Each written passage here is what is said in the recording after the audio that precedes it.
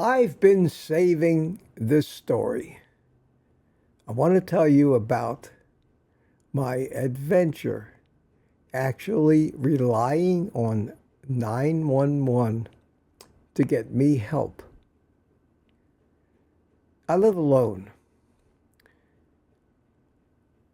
I've always been cognizant of the fact that living alone may somehow put me in a position of being home alone, locked in, and somehow helpless because of some kind of medical emergency or accident.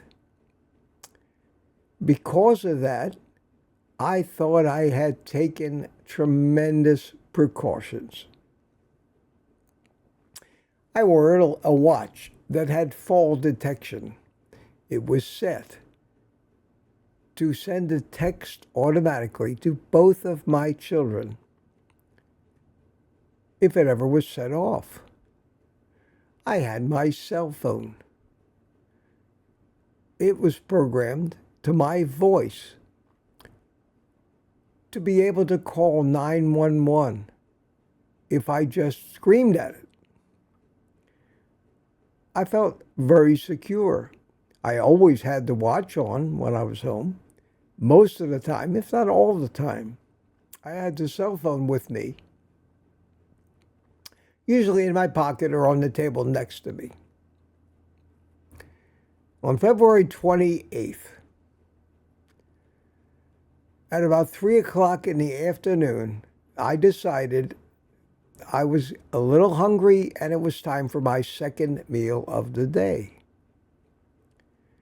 I thought about, oh, why don't I just make a hamburger patty? That's all I really wanted. I had a big plate of bacon and eggs earlier.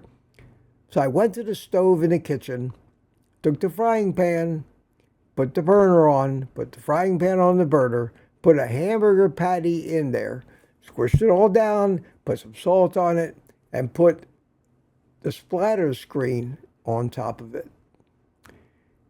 And I said, well, I got about 5 minutes to see what's on TV so I can watch the TV while I eat. So I went from the stove over to the couch in my family room, took the TV remote, turned the TV on, and had a stroke. It came on me so fast. I just felt weird. Then, in a matter of minutes, I was paralyzed on my right side. I could not move my arm. My first thought was, Mitch, you better find your way to the stove somehow and turn it off. I couldn't move. I slid down off the couch onto the floor in front of it. And I lay there. I had my cell phone in my hand. Unfortunately, I had it in my left hand. I usually push the buttons and manipulate the screen with my right hand, which wouldn't move. I couldn't move. I couldn't get up. I had the cell phone there. I hear the hamburger start to sizzle. And I figured, God, Mitch, you're in a predicament here. You gotta try to call 911. I didn't fall hard enough to set off the fall detection in the watch. I couldn't touch the face of the watch because it was on my left hand. And I usually touch the watch face with my right hand. It was useless.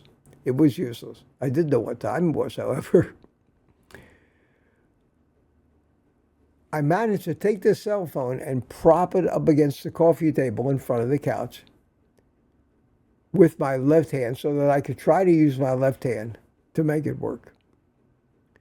Well, it's locked. It's got a fingerprint sensor,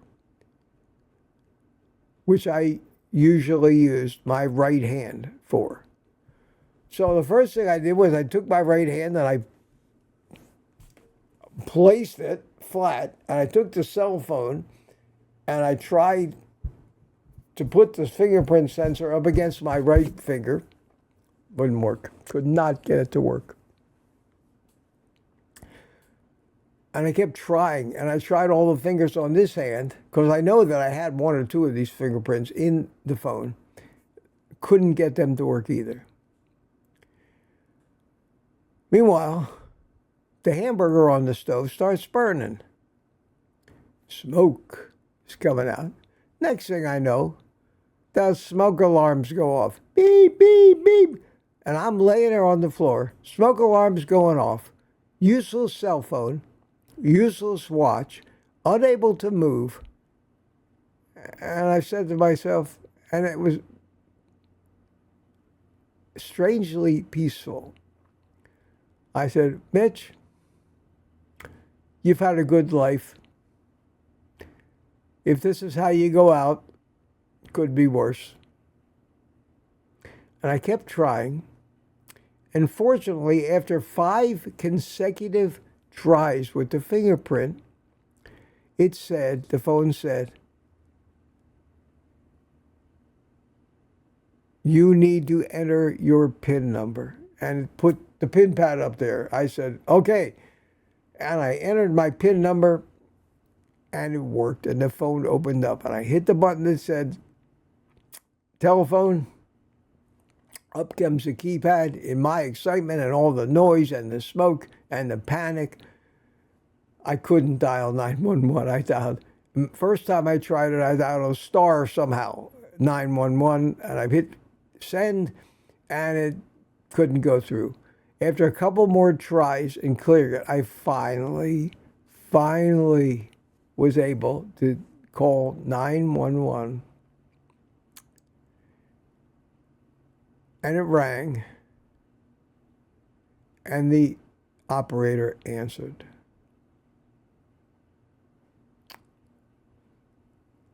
"911, what's your emergency?"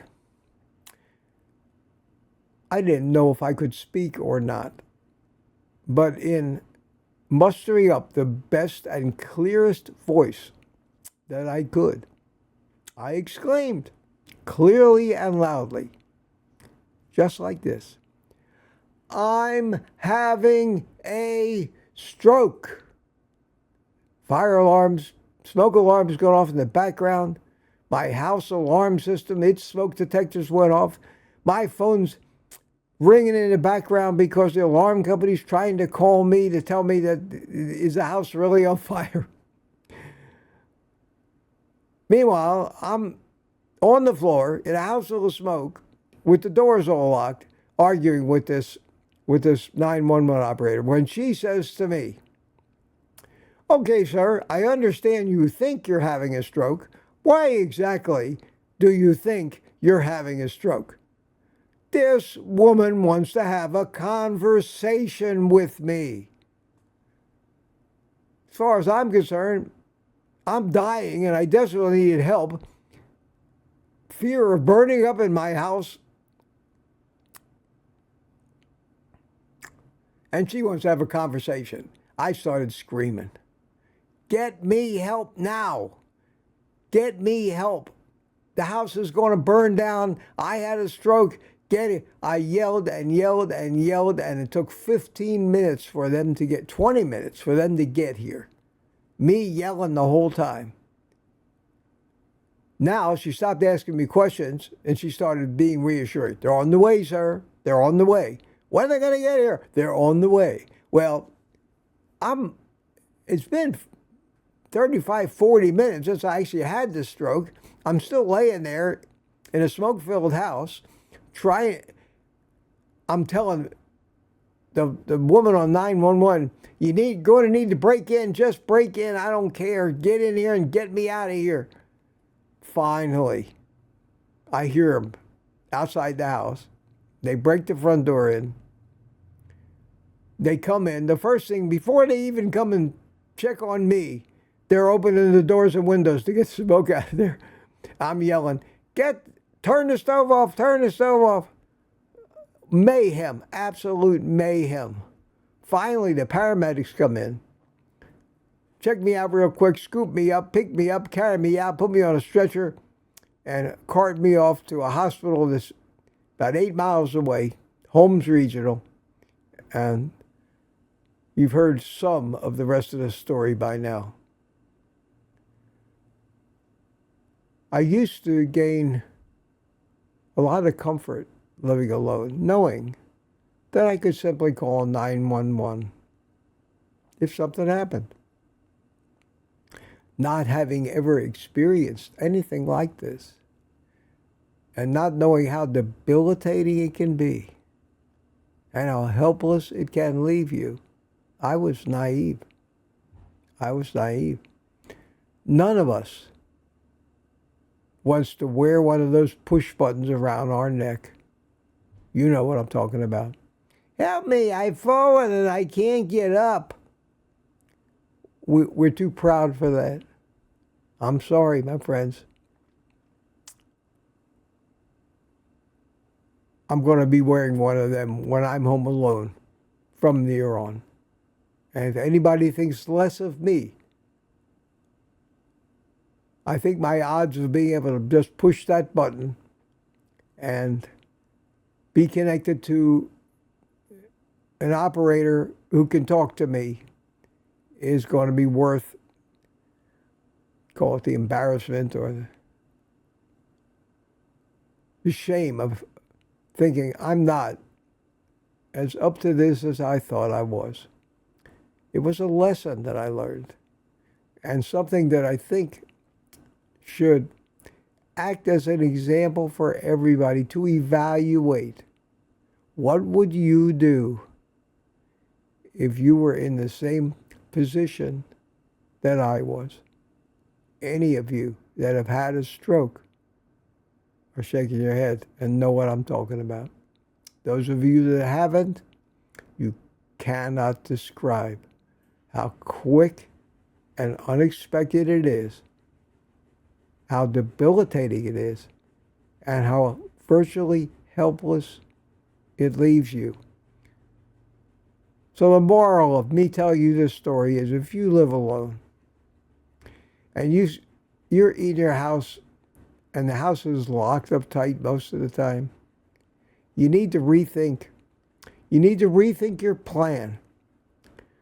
What would you do if it happened to you like it happened to me?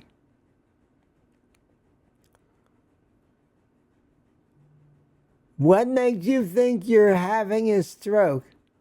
Just shows you even the 911 operators, with all of the nonsense calls, false alarms that they get, are not going to just jump to it because you think you're having a stroke. Those few minutes can mean a difference between how impaired you end up or whether you even live through it. If you don't have a plan, make a plan. Think about it. I hope, if nothing else, this video helps a few people if something like this should happen to them. And with that, not very funny, it's a serious, serious topic. Take the rest of the day off and eat meat.